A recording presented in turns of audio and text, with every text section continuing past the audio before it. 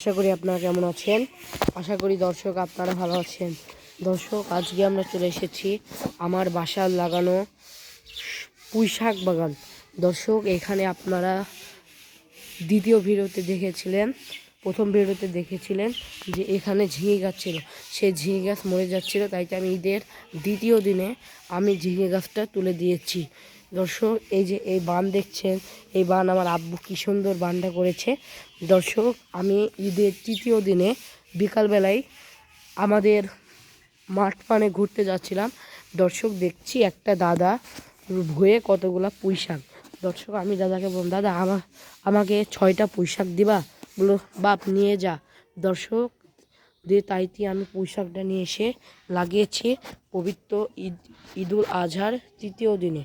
দর্শক, দেখছেন ছোট থাকতে লাগিয়েছিলাম, কত বড় হয়ে গেছে। দর্শক, এই পুঁইশাকগুলো আমি এইভাবে বানে তুলবো।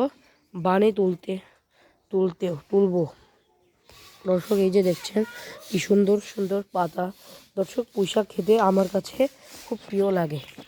দর্শক, এই যে দেখছেন দিয়ে বেঁকা হয়ে গেছিল, আমি আবার একটা নড়িয়ে দিয়ে টোন দিয়ে রশি দিয়ে বেঁধিয়ে আমি আবার তুলে দিয়েছিলাম।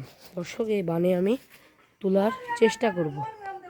এই যে দেখছেন আমি এটা তোলার চেষ্টা করব।